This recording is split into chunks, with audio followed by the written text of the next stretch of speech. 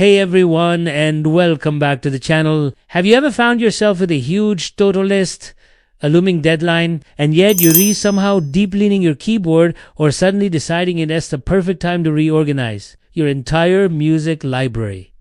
You're not alone.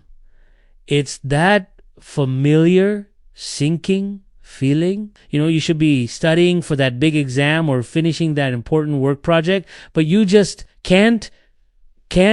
You tell yourself, I'll do it later, but later turns into tomorrow, and tomorrow turns into a last-minute panic. This cycle of procrastination is something almost all of us have experienced. It's frustrating, it's stressful, and it can leave you feeling guilty and overwhelmed. Today, we're going to dive deep into why we do this to ourselves, and more importantly, how we can break free from this paralyzing habit. So let's start with the common struggles. Picture this. You sit down at your desk, ready to be productive, but then your mind starts to wander. Maybe the task feels too big, too overwhelming, and you don't even know where to begin. Or perhaps it's just plain boring and anything else seems more appealing. Another common issue is the fear of failure. We think, what if I can't do it perfectly? What if my best isn't good enough? So, instead of facing that possibility, we avoid the task altogether. It's a form of self-sabotage.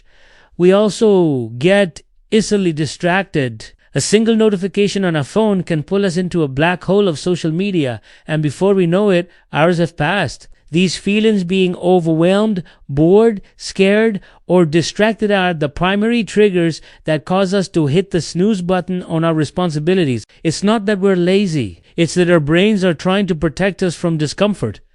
Now, let's get a bit scientific. What's actually happening in our brains when we procrastinate? It's a battle between two parts of your brain, the limbic system and the prefrontal cortex. The limbic system is the emotional, impulsive part of your brain. It seeks immediate pleasure and wants to avoid anything unpleasant. When you face a task you don't want to do, your limbic system screams, danger. This is boring, hard, scary. Let's do something fun instead. On the other side, you have your prefrontal cortex. This is the more rational, planning part of your brain. It understands future consequences and knows you need to get the work done. Procrastination happens when your limbic system wins the fight. It successfully hijacks your attention, convincing you to choose the short-term relief of watching another video over the long-term satisfaction of completing your task. Every time you give in, you're reinforcing this habit, making it even harder to resist the next time. It's a neurological loop, but the good news is, like any habit, it can be broken. So, what are some of the bad habits we've developed that feed this cycle? One of the biggest culprits is perfectionism. We set impossibly high standards for ourselves, and the fear of not meeting them paralyzes us. We think it is better to not start at all than to produce something that is less than perfect. Another bad habit is poor time management and a lack of clear goals. When we just have a vague idea, like study for the exam, it feels massive and undefined. We don't have a clear starting point, so we don't start. We also fall into the trap of productive procrastination, where we do other, smaller, less important tasks to feel like we're being productive, while actively avoiding the one thing we really need to do. And of course, there is the constant digital distraction. We've retrained our brains to crave the instant dopamine hit from a new notification or a funny video, making it incredibly difficult to maintain focus on deep, meaningful work. Recognizing these habits is the first step toward changing them. Okay, so how do we escape this trap? It's not about finding some magic motivation pill. It's about building better systems and being kinder to ourselves. First, let's talk about the 2-minute rule. The idea is simple. If a task takes less than 2 minutes to do it immediately. For bigger tasks, just commit to working on it for only 2 minutes. The hardest part is often just getting started. Once you've worked for 2 minutes, you'll often find the momentum to keep going. Another powerful technique is time blocking, or the Pomodoro technique. Set a timer for 25 minutes and focus on one single task. When the timer goes off, take a 5-minute break. After 4 sessions, take a longer break. This breaks down overwhelming tasks into manageable chunks and builds in rewards, the breaks making the process less daunting. Also, make your environment work for you, not against you. Turn off notifications, put your phone in another room, and create a dedicated workspace.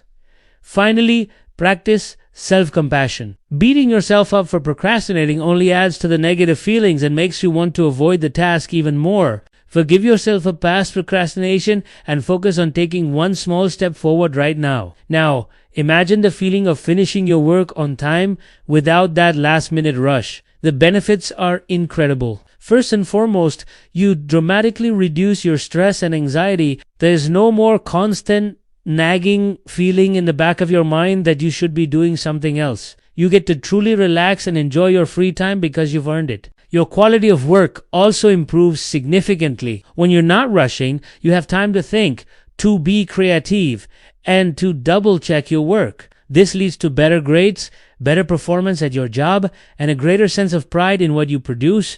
You also build self-discipline and confidence. Each time you overcome the urge to procrastinate, you're strengthening your willpower muscle. You start to trust yourself to follow through on your commitments, which is a powerful feeling that spills over into all areas of your life. Ultimately, by tackling procrastination, you're not just getting more done, you're creating a more peaceful, confident, and successful version of yourself. For all the students watching this, I want you to hear this loud and clear.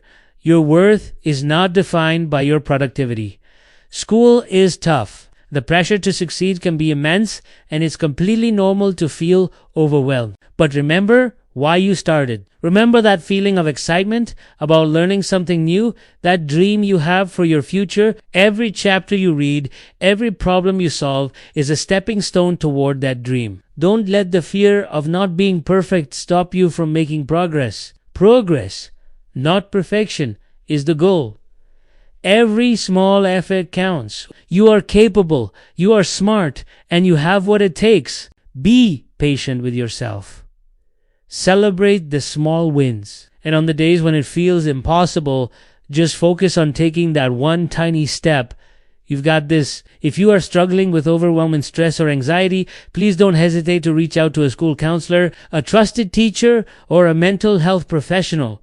Talking about it can make a world of difference. I'm really curious to hear from you all. What are your biggest struggles with procrastination? And what are some of the strategies that have helped you overcome it? Share your thoughts and experiences in the comments below. Your story might be exactly what someone else needs to hear today. Also, let me know what topics you'd like me to cover in future videos. I'm always looking for new ideas to help you on your journey. Thank you so much for spending this time with me today. I hope you found this helpful and feel a little more empowered to take on your to-do list. If you enjoyed this video, please give it a thumbs up and consider subscribing to the channel for more content like this.